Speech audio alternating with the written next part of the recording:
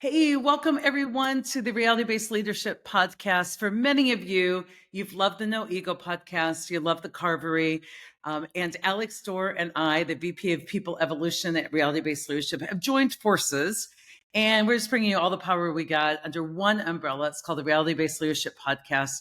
So before I even get started with this episode that you're going to love, make sure you're also subscribing to this podcast, you're sharing with your teams. And of course, we'd always love one of those ratings full of a bunch of stars that keep moving us up that algorithm that no one can figure out. But back to what you're here for. Welcome to the podcast. Most of the episodes, Alex and I have been talking about deeper practice of reality-based leadership and giving you all some tools and helping you know what it is and what it isn't and how the ego can morph it and weaponize it and all the ways our work gets used, sometimes for evil, not good. But we're out there having conversation, helping straighten it out. That every once in a while, not super often, we bring on a guest. And so today's one of those days. And the guests we bring on are people that are really aligned with our philosophy, and we have a lot of common ground. And so Mike Lee, our guest today, we were on a podcast together and met and had a conversation, and we were just having a blast riffing off one another and the innovation. So I'm thrilled to have Alex here. I'm thrilled to have Mike here. I'll get them introduced in just a minute. But Mike Lee, a lot of people introduce themselves as a speaker, and he is, and an author, and he is. Brand new book out called New Rules of the Future of Leadership. He's all of those things. But those are just ways he gets his message out. What I love most about Mike is, like the many people that I have high regard for, is he's an evidence-based practice person. He knows a lot about neuroscience, a lot about what will work. He challenges conventional wisdom, and he talks a lot about peak performance. And he got this experience in the trenches, spent decades with pro teams and pro players. He has Stephen Curry on his website saying that their time together was really amazing. So he's got this great background, and we're bringing you today some conversation around peak performance and how to be in the moment and use the power of the presence to really have impact in challenging circumstances. So Mike, welcome on. Thanks so much for having me. It's good to see both of you. I'm excited to dive in today. That's perfect. And good to have you, Alex. Life good on your Yes, end? good to be back. I just keep thinking about that testimonial you just said. There's every once in a while as a speaker, consultant, there's some testimonials you just love to have, and that one's a nice one to have in there. It's a As a beautiful fan of one. basketball. Maybe that's a great place to start, Mike. Like, how the heck you were like, the way I remember the story, like a college student in your apartment, like deciding you're going to create this awesome business with NBA teams. So, like, how did this even happen? You had a good memory. So it all started from one summer basketball camp that I decided to run with a buddy of mine. It was after my sophomore year in college, and we just wanted to provide an opportunity for the kids in the hometown that we both grew up in. And for context, the town that I grew up in is in the middle of absolutely nowhere. And what I mean by that is that back then the roads are different now. We got more 4-lane highways, but you had to drive 3 to 3.5 hours to get to either Minneapolis or Milwaukee. So when I say in the middle of nowhere, I mean the middle of nowhere. And the kids had to travel a lot to get quality basketball instruction. So we wanted to bring something to our hometown, and that went from one summer basketball camp where we had 100 kids show up the first year to a full-fledged business where we had a training facility in Milwaukee, worked with several NBA players, and ran events all across the world. Amazing. As a sophomore in college, I love these stories. And what I love most about it is so many people are like, I want to find my purpose, or how do I plan for a business? Like, how do I get in the hustle?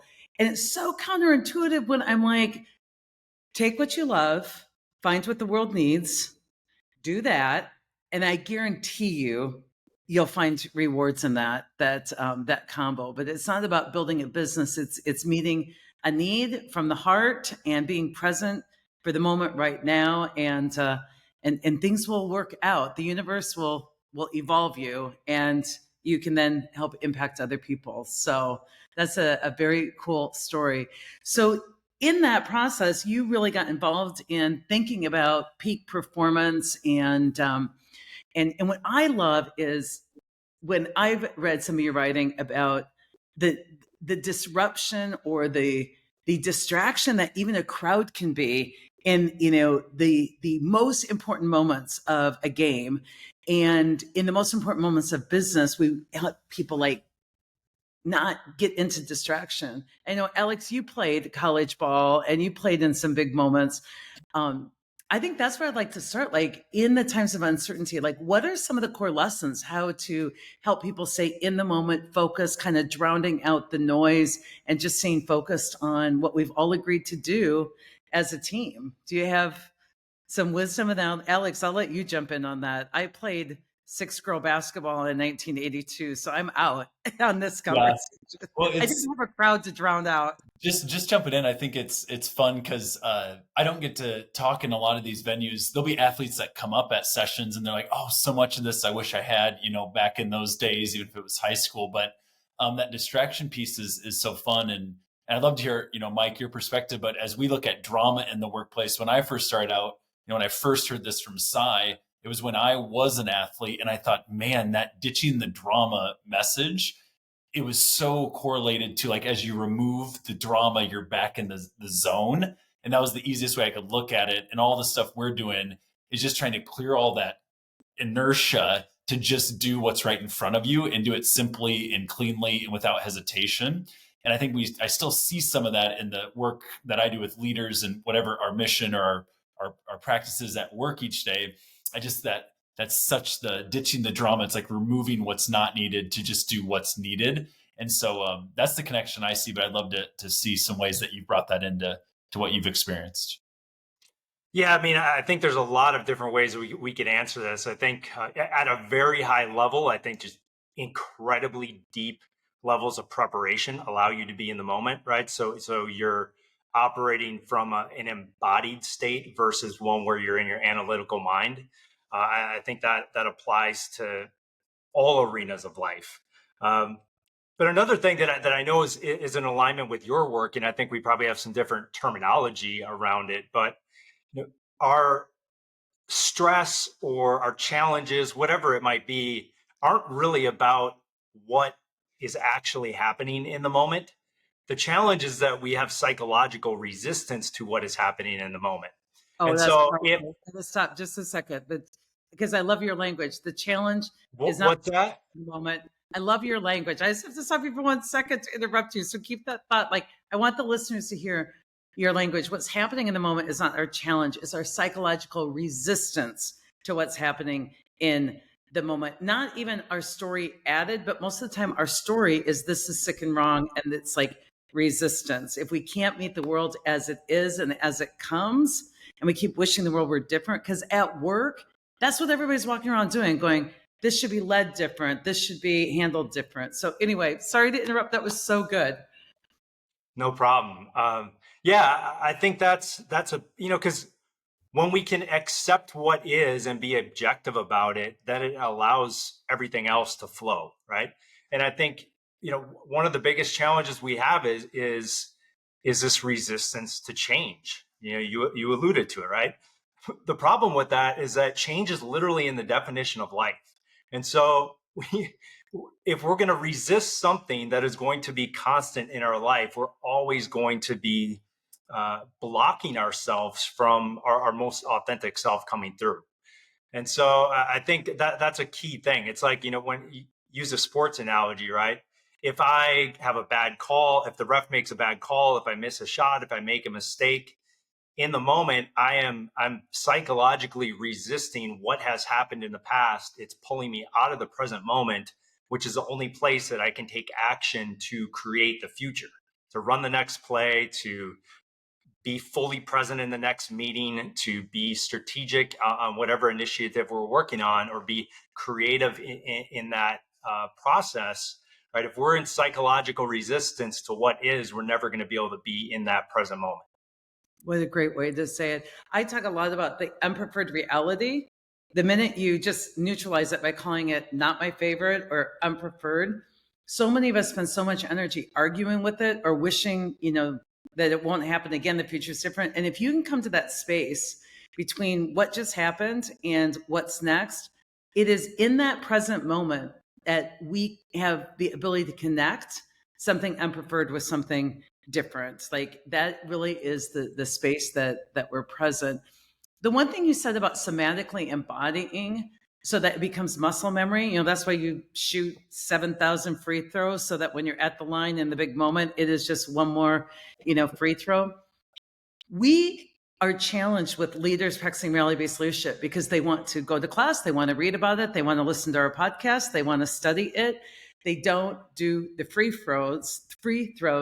And that's our tools, like practicing them in the mess imperfectly every day so that they become muscle memory and getting people out of learning. And that's why in development, we talk about only 10% of your development is classroom, like 20% is feedback, and 70% is experience over and over and over. And so I just wanted to really tag on that message that embodying this and committing it to muscle memory is so important. And we've gotten so intellectual in developing leaders. It's so mind, and we aren't doing enough practice and enough of that. So Alex is constantly preaching the tools, like go do the free throws, stop thinking about doing the free throws. So you got me thinking of, because I played 2 years overseas, and that there's a message in there that it's an experience I'll never forget. I had an older mentor that had been playing pro for like 10 years, my roommate over there. And as he watched me play, redheaded kid from England, just super smart, very quiet. He watched like my first two practices, and I had like all these moves, and I was overthinking it and trying all these things, making these like, and he came over and he just called timeout. And he's like, I want you to cancel all the moves that you like know right now. I want you to get an A move, a B move, and a C move. Meaning all of your stuff you're doing, you're going to have a go-to, like an A. That's the first thing you do. Whenever you catch the ball, you just shoot it like that. And then your B is if you go to shoot that and there happens to be a body in front of you, you go to your B move. And then if they happen to know and catch you there, then you go to your last counter. And I'm like, oh my gosh, I've practiced like 25 years of my life, and I've never been taught like you can just have 3 moves you go to every single time, no matter what, and they get 99% of it done and get you a wide open shot. And I think about our tools that same way, as I've been with you a long time, Sai. You're like, don't get fancy and clever. Just learn the S bar. Just edit your story and just take next right action. And it's like, no, it's got to be more than that, Sai. Leadership's got to be more than that. And it was just like Dan, my roommate, he was like, A, B, C, you'll never need a D move. It's like, it's the funniest thing, but I've seen that lesson come out from you, from really good leaders. They have it so simple. It's almost boring how they lead, but they're not boring themselves. But I think about that often. And I bet, Mike, and being around a lot of professionals, they go back to the fundamentals. Like I know Kobe Bryant was like back by the basket, just shooting baskets, even though he's the best player in the world. And you've been around that. So that's just something interesting I was thinking about as you said that. I have so many things that I want to say about that. one of our core philosophies from our basketball company was be great at simple things. It talks about, exactly what you're talking about, Alex. Like we used to say, we're gonna have a go-to move, a counter move, and a counter to the counter, and that's it. Like just get great at simple things.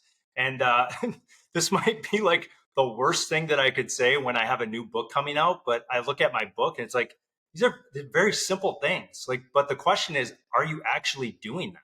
Are you actually great at them? Are you practicing them every single day? And right, the truth is that the fundamentals will take you a long, long way. And then once you have a solid base in the fundamentals, that's what actually gives you the ability to improvise, right? Yeah. That's what gives you the ability to innovate, right? So like, if you, as an example would be, if I don't have self-awareness as a leader, it's going to be really difficult to even implement a lot of the things that you guys teach, right?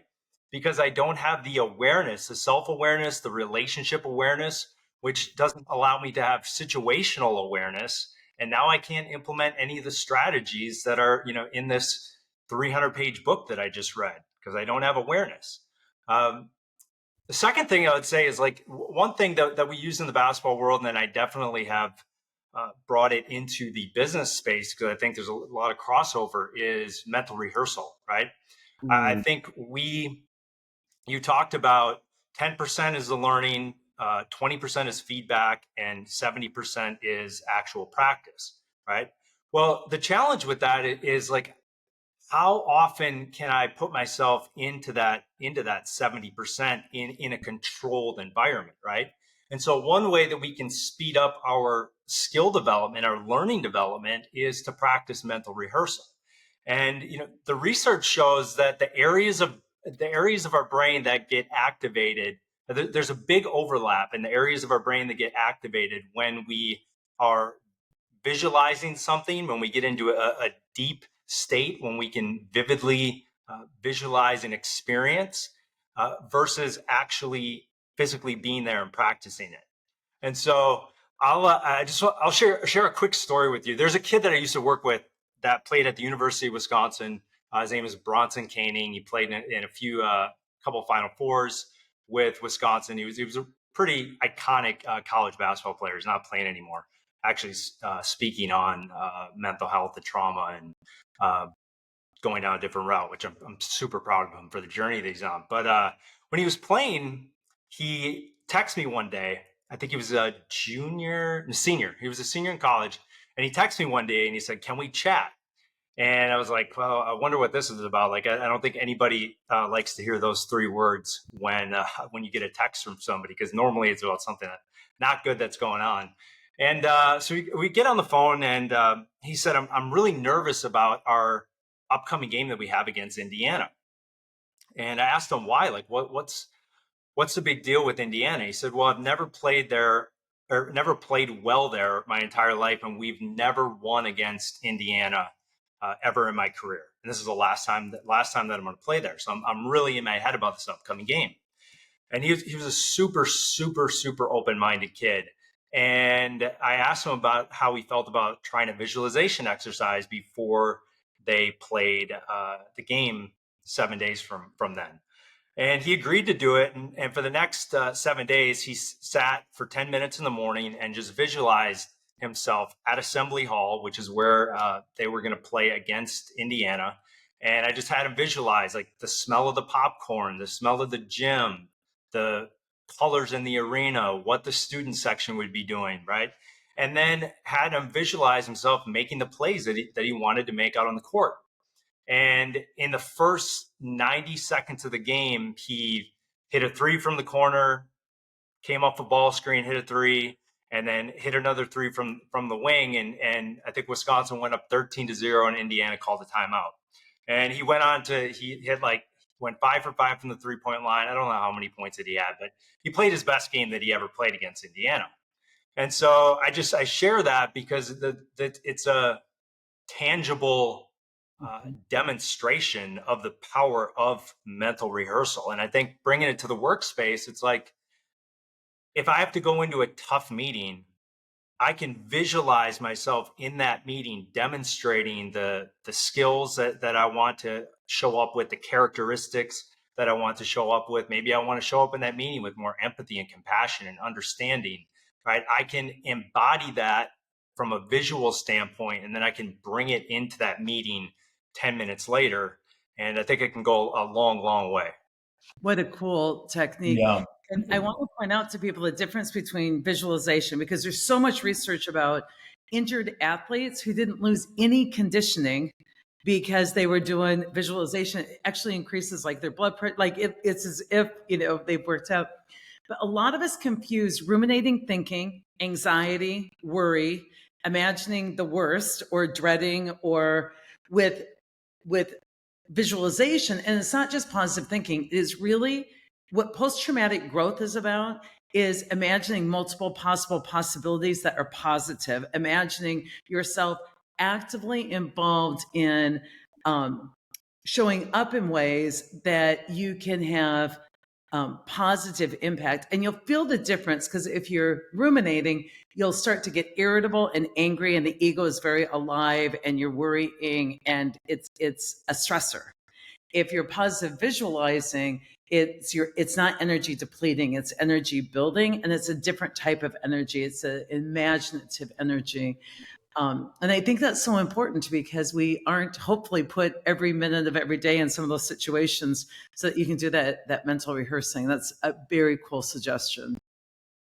Sai, I thought I had as that was going on is the book I'm writing focusing on our tools, and I've just been fascinated by these are visual tools we use to change the energy if it's focused on why we can't, why we shouldn't have to.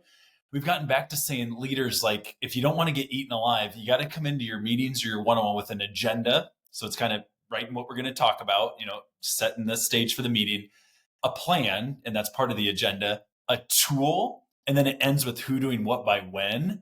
And so I've seen this visualization piece. Maybe it takes a little bit also visualizing what that might look like. And if you're aware, like you're rolling out a change, there's going to be some fear, maybe some uncertainty, maybe some clarity needed or resistance, because as you already mentioned, Mike, most change comes with part of your group in resistance. So knowing that human behavior, that human condition, one of our tools that we would teach is like a negative brainstorming tool to absorb that feedback, but still manage the energy into how we could.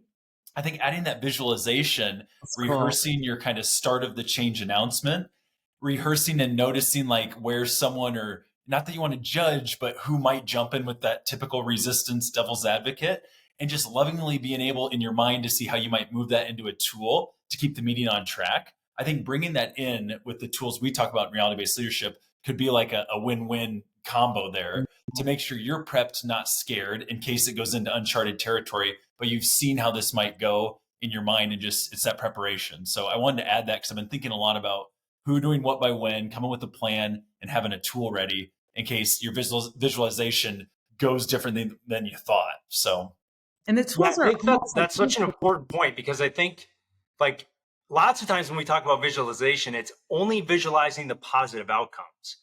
But there's a lot of power in being able to visualize all possible scenarios and then how do I respond when X happens, right? Because then you are getting mental rehearsal in the adversity, not just in some fantasy about how this is going to play out, because the truth is it's probably not going to play out without any adversity, right?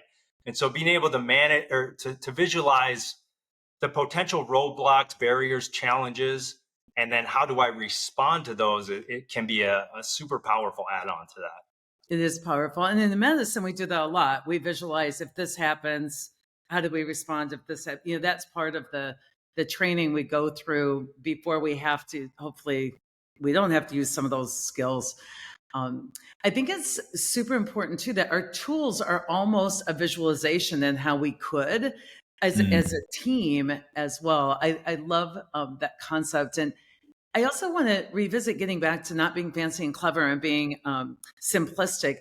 There's no room for the ego in the simplistic. The ego loves to overcomplicate, and the ego loves fancy and clever, and the ego loves to have a list of excuses about why we probably couldn't.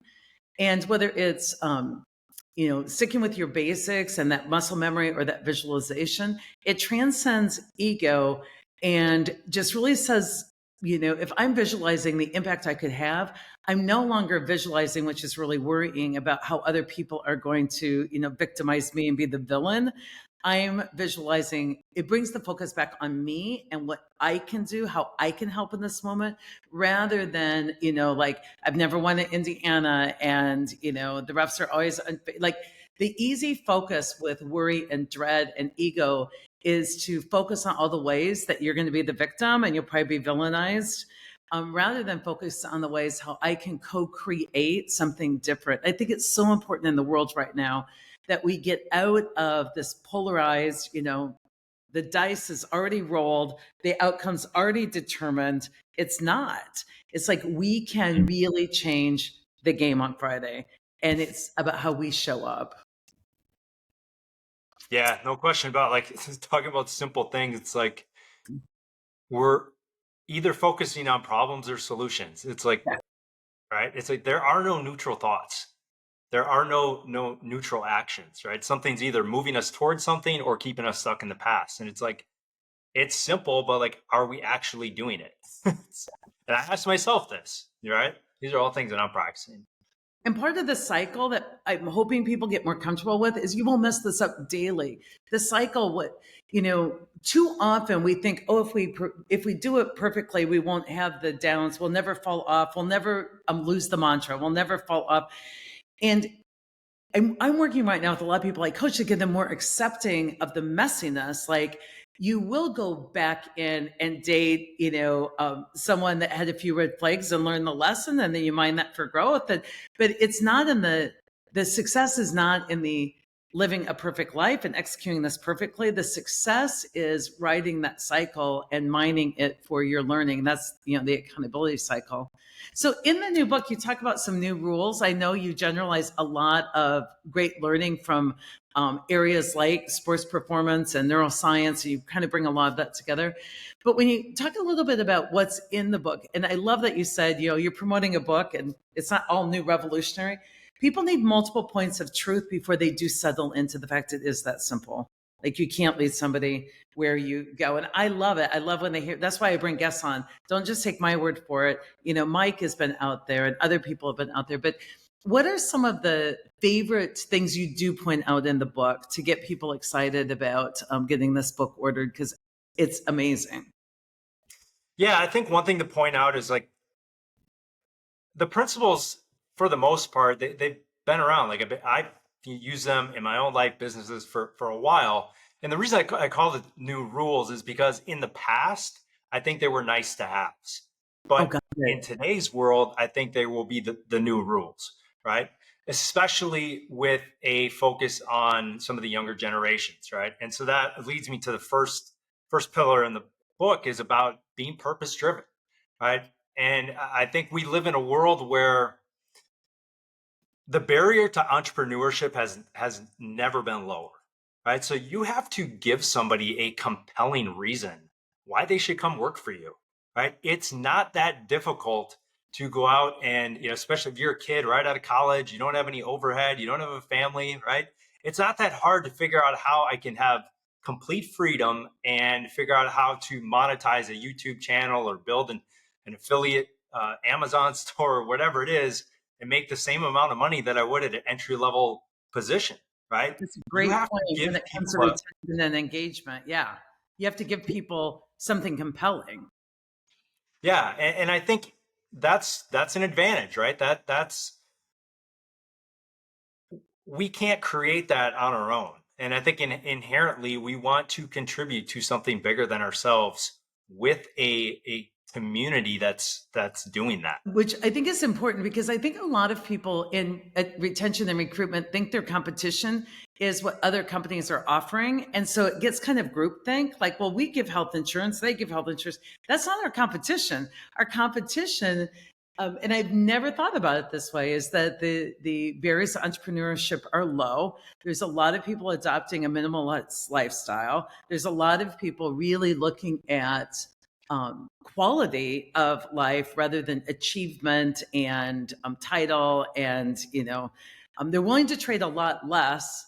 The currency of title and achievement and some of that stuff is really deflated for a lot of folks. And so I love the first pillar that's not what you're competing with. You've got to put something out there bigger. I like the take on new rules because before they were nice to have, like self-reflection and evolving yourself. That was like, oh, if you got a leader who did that, you're like, that was the leader of my career. That was spectacular. And now a leader can't lead anyone where they haven't been themselves. If I'm not a self-reflector, I can't expect you to be comfortable with self-reflecting on your part in, maybe our current lack of results. If I don't have self-compassion, I can never show up compassionately for you. If I haven't tended to my own intimacy and balance, work-life balance, and I can't co-create something with you that will be the same. And I think a lot of leaders do this skimming thing where we learn it and then we try and apply it to the people we lead. And we don't have that license anymore. Leading is more about let me show up in the world in an evolved, centered way, working on myself. And only can I make the invitation, would you join me? I can't mandate it. I can't, demand it. I can't I can't expect you to be farther on the path than I am. And I think that's a big change that was nice to have before. That's like core requirements. And there's a whole bunch of new competencies, core requirements, the ability to hold the center while people go through kind of their processing, the ability to, make invitation rather than mandate. The power of a leader isn't what you tell people, it's what you get them thinking about. Like the ability to foster good mental processes. There's so many new competencies that are more mandatory today, I think. I love the premise of it. I love all those. I love everything that you just brought up. I think like, the shift, one of the shifts that's happening is like, no, and I shouldn't say that it's happening. Like it's been like this forever, but it's just people don't want to be motivated. They want to be inspired. Right. And it's like, you just brought up like inviting people instead of enforcing mandates. But we can't do that unless we are living that ourselves. Right. And I think, I don't know if we want to go there or not, but like in Course in Miracles, he talks about to teach is to demonstrate, right?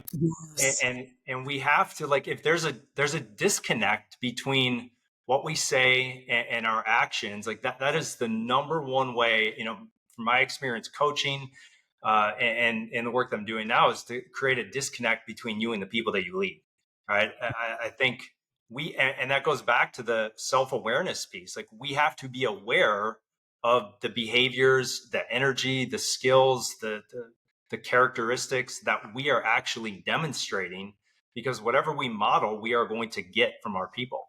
Absolutely. And too many people take that, the ego takes it down to like this thing like, I should be willing to make coffee, as much as I expect others to make coffee. I'm like, no, like what? No, that's a horrible use of a senior vice president's time. It's not about that type of demonstration. It's a demonstration. Can you self-reflect and make an amend? You're not going to, we can't wait until leaders completely evolve and come back perfect, godlike human beings, and then they have the right to make the invitation.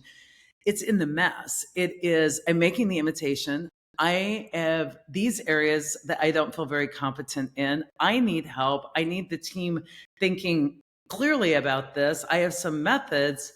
Um, but really being able to also, you're not going to show up perfectly, but show up with awareness and a new skill set. I think for leaders is the ability to make amends.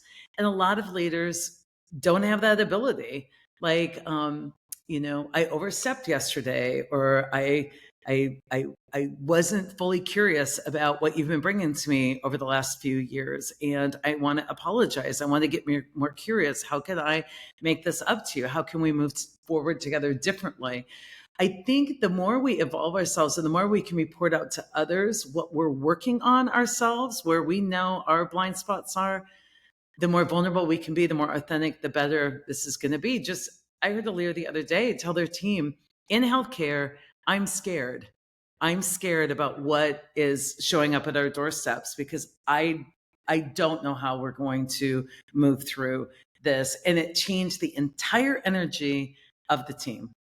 Because the team was like, leader, what are you going to do? Like, leader, we need more staff. And the leader's like, I don't know where to get staff. I'm scared. And can you join me? And people don't have to overwork or be unsafe, but like, can we start from a vulnerable position? I'm scared too. I love our community and we don't have what we need to serve them. And some people will be harmed. And that sucks when you go to college to help people, get better. And that took everyone from complaining to ideating, just the admission of I'm scared. It was amazing. Yeah, I love what you're talking about, because I think the truth is that people want to be empowered, right? And by being vulnerable and asking for help, we actually give people the permission to like step into a new role, to take more ownership in what they're doing, and probably, I think a huge piece of leading, especially in today's world, like there's so much information, there's so much data, there's so much going on. Like it's insane to think that we have all the answers. Yeah. And I think being vulnerable about that allows people to take more ownership in their work, and that in turn improves motivation. It improves their engagement and retention levels, right? Because they actually inherently want that. Yeah. And the key here is because when we studied resiliency, it wasn't the most persevering or the one with most grit. And that's a big part of resiliency work, right? I don't want to discount the great work that's been done on that. But we found it was the people that were willing to crowdsource, to ask for help early and often. And I think resiliency is important about asking for help, saying, I don't know the answer. But as a leader, we have to keep the optimism and we have to keep hope alive. And that's where I like to follow with. But I am confident that as a collective, we are genius. I am confident that this group can figure it out or we can make progress. And so I think as leaders, part of being accountable is to say, I'm scared, or, I'm going through some depression, or I'm going through some anxiety, or that really, for some reason that triggered me, even as a leader who's human, that broke my heart. And I'm a little shaky right now. And then being able to say, but I really believe in us and I believe in the genius of the collective, and normalizing our humanness without using it as an excuse. And so I think accountability, a new form of accountability, is accountability to my own self-care, my own authenticity, and my own integrity. And that accountability is to say, this isn't my best mental health day right now, and I'll take accountability for that by making the proper space for myself and by asking for help. And our vulnerability is really closely tied to our personal accountability, because being accountable is showing all of me and being able to take the steps necessary to get what my needs met, set boundaries, So I think all the stuff going on in mental health today is a new form of accountability, because a lot of people have outsourced their happiness and they aren't accountable to their own mental health and their own progress towards staying healthy, getting the right sleep, getting the right help, talking about it, asking for help.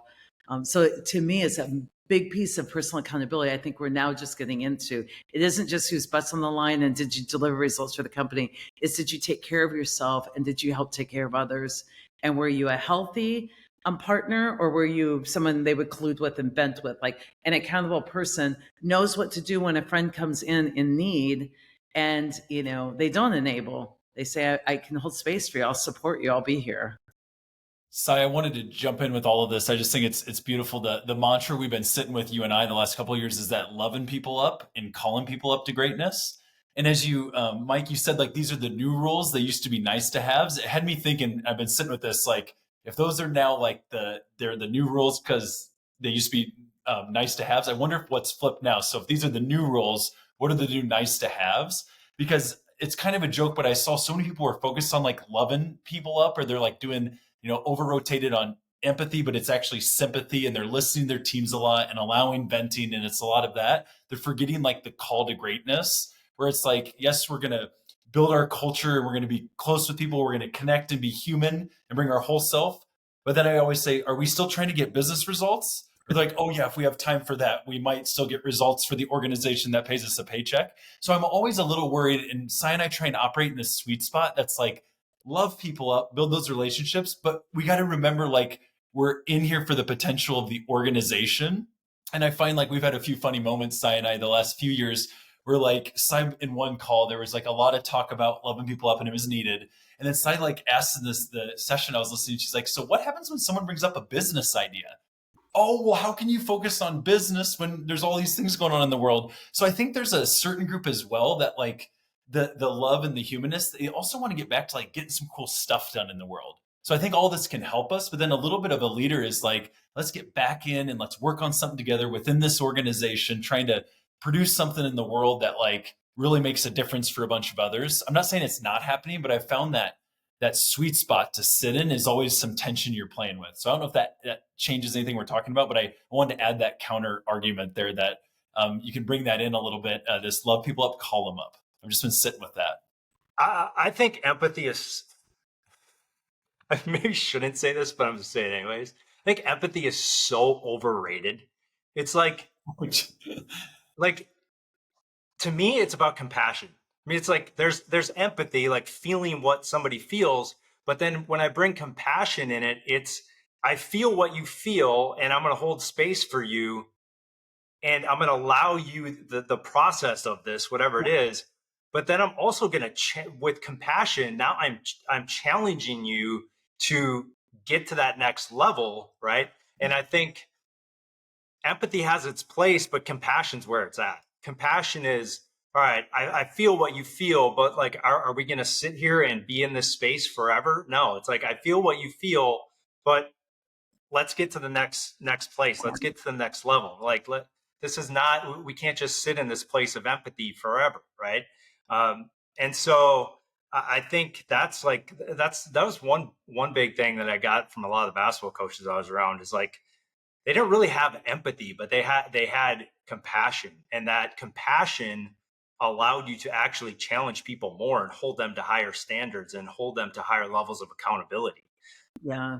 And the compassion, when I study in some of, whether it's Course in Miracles and Buddhism and stuff, compassion really is our two concepts together. It's empathy. I see you're struggling.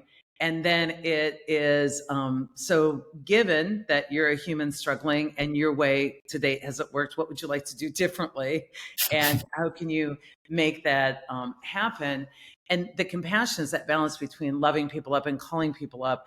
And I love what you're saying. It's like a lot of people are focused on empathy, but I would tell you the beautiful things in my life have came from people who gave me a moment's empathy and then said, let's look at your part in this, and let's look at how you can move through the world more skillfully.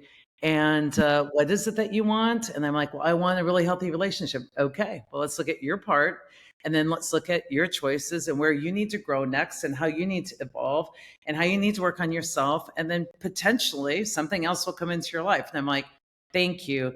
Compassion is healing because it's somebody else's belief in that you could do better because you already are better. It's like you have forgotten who you are and you can do better. And I think that's the most compassionate, is to say, I see greatness in you and I'm about to call you up to that. And those have been the people in my life. I didn't go to therapy for for empathy. I mean, I should go back. I really did. I just picked really good therapists, so I hardly ever got any. They were just like, "Oh, girlfriend, you've been, your part in this, and if you want something different, then do something different." I'm like, "Dang it." Yeah, that's I feel like a common thread with some of the challenges that I hear about therapy, but that's Yeah. a whole other conversation. That's a whole nother conversation. We're starting to wrap up. What else do you want? I mean, we've talked about awesome core concepts. What else? I know that you're out there speaking. You've got this book that just came out. We'll put a link in the show notes to new rules for the future of leadership. I love that. But if you had like some parting kind of like, hey, leaders, here's a couple of things that would be really helpful for you, what would they be? I think one thing that I talk about in the book is shifting from outcome-driven leadership to legacy-driven leadership. And what Talk I about mean by that. that is I think the old paradigm where there's a sole focus on KPIs and shareholder profits is dead, right? The Good. younger Good. we've We kind hope so. of, what's that? I said we hope so. Well, I think that the organizations that don't evolve to this belief are they're going to die, because the younger generations are going to come in and they want something different. It's a completely different expectation of the places that they work, the companies. It's not just about the it's just not about the work culture and what people get to do for a living. It's also, people are making buying decisions based on these things, right? Based on whether or not this is a purpose-driven company or not. Like, if I can go into the store and I got product X over here and they have no purpose behind the organization, and I have this other company or this other product over here, right? That's a purpose-driven organization that cost more money, by the way. I'm going to buy the one that has a social cause, right? And so this is not just about the work. It's about, I think it's a complete mindset shift in that starts at the top with leaders, right? And it reflects on not only the organization, but the products they develop and the services they provide. So going back to what I was talking about from outcome driven to legacy driven leadership is, I think lots of times we get to the end of our lives or our careers, and that's when people start to think about legacy. But the truth is that legacy actually creates intention and purpose in each moment. Like, my Yes. legacy is determined by what I do in the present moment. It's about how I'm showing up in the present moment, right? Not about what I get 10, 20, 30 years from now. Yeah, it's And not so, makeup work you can do on your deathbed. It's not, you can't like go back and go, now I shall leave a legacy. Nope. yeah, exactly. It's being created right now. And so I think that that's a huge shift that that leaders can make. I have some exercises in the book that can help people on that process. And what I love about the book is you do have exercises, you have application. But what I most love about the book is I talk to so many HR leaders and leaders, and a lot of thing is written about what this generation needs or what this generation values or what, how they're different. And it's always like us against them. Very few talk about how the organization needs to evolve and how leaders need to evolve to deliver on that equation. It's not a, oh, you're 28, let me check my list. I should give you, more time to go whitewater rafting. Like that is such an ego. Like, just tell me what to do and I'll do it. And there's so much victim stuff that comes out with KPIs because it's like, I wanted to treat my people well and build something cool, but we had to make our goals. It's like, that's victim stuff. If you're a true leader, making the goals is a measurement of how aligned you were and how great everybody felt about, the whole concept involved. And so what I love about what you bring up in the book is you really are saying, let's just not talk about how people are different. Let's not talk about how we're going to disappoint one another by generation. Let's talk about how we need to become something different together to be able to foster the next generation of us, not of, Gen Z or Gen Next, or how are we going to foster the next generation of us that's more sustainable and that really meets the evolution taking place in people, that it can still be satisfying and attractive and bring people in for a bigger cause? How can we form that? And I think those are the conversations we need to be having. We're having too much about what generations like, and I'm like, end that conversation. Let's have another one about how do we co-create a workplace that really nurtures us, nourishes us, and brings out the best in us so that we can impact some of the world challenges that we're faced right now. Yeah, I think one hard truth that a lot of leaders probably don't want to hear is that you're the one who has to change, Yes. not the people that you're leading, Every right? question I get, they go, Sai, what do you do with an employee that does this? And they're like, well, what are you doing with yourself? Like, You have to meet people at the level that they're at, right? If you want to elevate your influence and impact, like, you have to meet them where they're at. oh, and that takes a bigger skill set than a lot of leaders think, to meet people where they are and to be able to intentionally invite them and bring them along to a new place. Like, we want people to adjust to us. That's been the privilege of leadership, right? Is people have to adjust to us. The biggest problem with leaders is they want people to adjust to them. And it takes a Yeah. skill set to help people come their way if they're representing the way, in reality that we need to go. But yeah, it's a real call up for leaders. So, well, as we wrap up, how can people find out more about you? Best place to connect is on LinkedIn at Who is Mike Lee, Instagram's at Who is Mike Lee, or mindshiftlabs.com. Perfect. Perfect. And folks, hopefully we've given you a lot of action items. Check out the book. It really is a good one. You all know I don't recommend crappy books. I recommend very few.